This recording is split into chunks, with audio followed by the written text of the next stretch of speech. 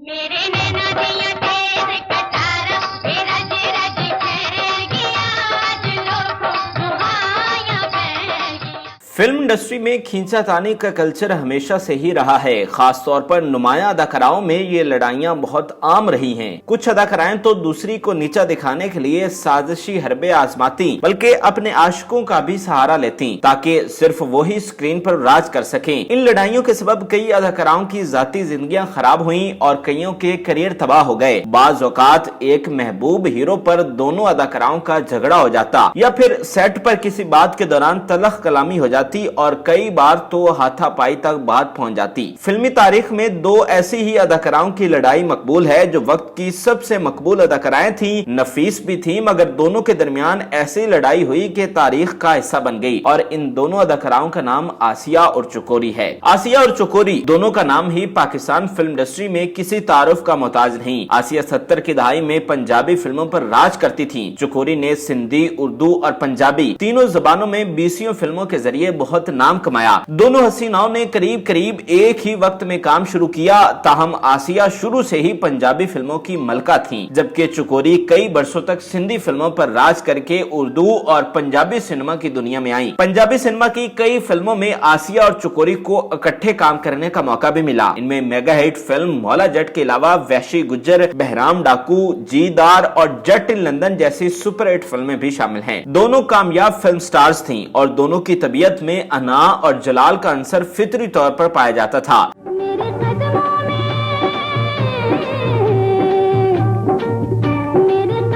में खिया बिछाए मैं देखूं जिसे डर डर के है चढ़े दिल धड़के।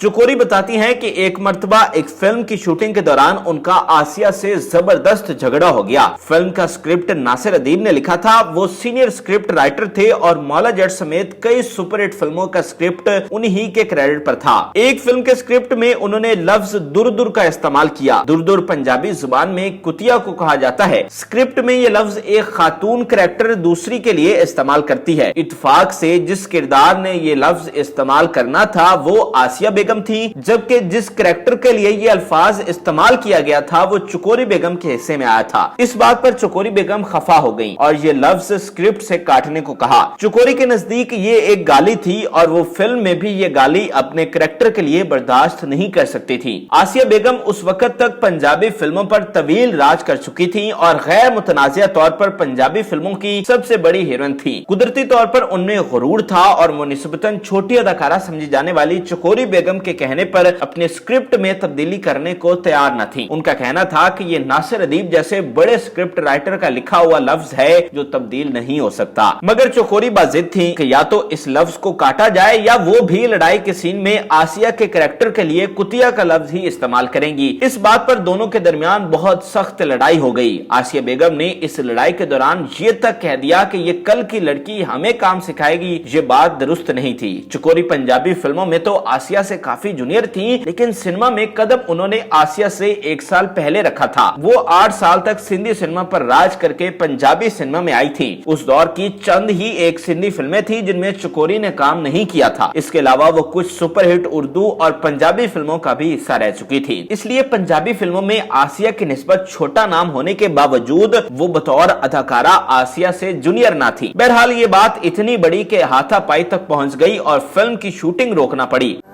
बकवास किधर नाल कर रही है? नियरा ते आ चमक छलो तेन चंड मार के दसा मैं कौन आ?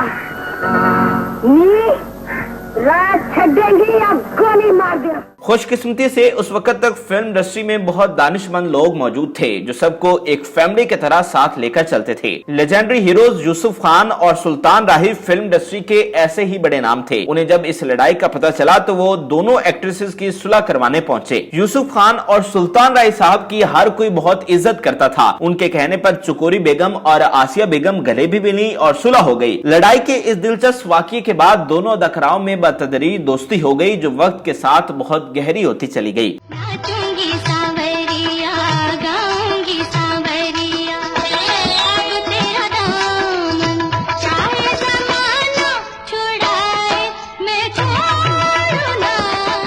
फिल्मी पर्दा पर तो इन दोनों अदाकाराओं ने बेमिसल कामयाबी हासिल की। आसिया सबसे बड़ी तो चकोरी टॉप एक्ट्रेसेस में शुमार होती थी, लेकिन इनकी बदकिस्मती ये भी है कि इन्हें जाती तौर पर सुकून नहीं मिल सका। पर्दा स्क्रीन पर इनका गुरूर और सेट पर अना एक जगह, लेकिन दोनों के घरेलू हालात नाकाबिले बयान थे। आसिया के वालिद और मामू जुआरी थे और इतना जुआ खेलते थे कि जब सब कुछ हार जाते तो आसिया को ही दाव पर लगा देते। दरअसल उस वक्त एवर न्यूज स्टूडियो में खलीफा बरादरान के यहाँ जुआ हुआ करता था। खलीफा बरादरान का शुमार मकबूल फिल्मसाजों में होता है। उनके यहाँ फिल्म स्टार, फिल्मसाज और दीगर कई लोग जुआ खेलते थे, जिनमें आसिया के वालिद और मामू भी शामिल होते थे। दोनों के पास जो पैसे होते वो भी आसिया की कमाई थी और जब सब कुछ हार जाते तो आसिया को ही दाव पर लगा देते। और सुबह लाइट मैन, कैमरा मैन, चाय वाला और हर एक की जुबान पर यही अल्फाज होते कि रात को आसिया जुए में हार गई। आसिया का जुए में हारने का एक मतलब ये भी होता था कि वो उस फिल्म साज की फिल्म में मुफ्त काम करेंगी। तू करार मेरा प्यार मेरे जानिया,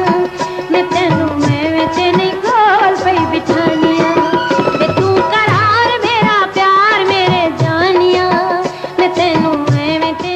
आसिया की जाती जिंदगी बेबसी और बेचारगी का मुजस्मा थी। उनके मामू और वालिद न सिर्फ उसकी कमाई खाते थे बल्कि उस पर जिस्मानी तशद्दुद भी करते थे। इसके अलावा आसिया बेगम खुद घर के काम करती थी, यहाँ तक के घर की बैरूनी दीवारों तक की सफेदी किया करती। और सिर्फ यही नहीं, आसिया का करियर जिस तरह खत्म हुआ वो भी एक बदतरीन मिसाल है। फिल्म इंडस्ट्री में जहाँ बड़े से बड़ा हीरो और फिल्म साज आसिया का दीवाना था, वहीं एक कैमरा मैन रियाज भी उन पर मरता था। रियाज भट्ट ऐसा खबीस शख्स था जो हर अदाकारा से अपना खराज वसूल करना अपना हक समझता था। वो पहले भी आसिया से अपनी ख्वाहिश पूरी करने की कोशिश कर चुका था, मगर आसिया ने उसकी बात ना मानी थी। रियाज भट्ट हमेशा मौका की तलाश में रहता और आखिर एक दिन उसे ये मौका मुयस्सर आया। आसिया बेगम रात के वक्त एवर न्यूज स्टूडियो के एक फ्लोर पर शूटिंग कर रही थी और उसका कैमरा मैन रियाज भट्ट था। शूट में जब वक्फा आया तो रियाज भट्ट आसिया को आगा जी गुल से मिलवाने का बहाना करके उनके दफ्तर ले गया। आगा साहब दफ्तर में मौजूद नहीं थे। आगा साहब की गैर मौजूदगी में दफ्तर की निगरानी उनका मुलाजिम बोस्तान खान करता था, जो एक खबीस आदमी था। रियाज भट्ट ने आसिया से दस्त दराजी शुरू कर दी। आसिया ने मज़ाहमत की और इसी दौरान बोस्तान खान भी अंदर आ गया। बजाय इसके कि वो आसिया को रियाज भट्ट से बचाता, उसने आसिया पर ही इल्जाम लगाकर थप्पड़ मार दिया। इस हंगामा में पूरा एवर न्यूज स्टूडियो जमा हो गया। आप सितम जरीफी देखिए कि सब ने आसिया को ही बुरा भला कहा और दोनों खबीसों को कोई एक लफ्ज भी न कह सका। आप खुद सोचिए कि इतनी बड़ी अदाकारा जिस पर बड़े बड़े हीरो फिदा थे, वो एक कैमरामैन से कैसे इश्क लड़ा सकती थी। इस वाकया ने आसिया बेगम पर बहुत असर डाला। उन्होंने फिल्मी दुनिया को मुकम्मल तौर पर छोड़ने का फैसला कर लिया। जब ये खबर बाकी फिल्मसाजों तक पहुंची तो हंगामा खड़ा हो गया, क्योंकि इस तरह उनके करोड़ों रुपए डूब जाते। अगले ही रोज यूसुफ खान अपने हमरा कुछ आदमी लेकर आसिया बेगम के घर पहुंचे। काफी देर के बहसो मुबासा के बाद आसिया को इस बात पर मनवा लिया गया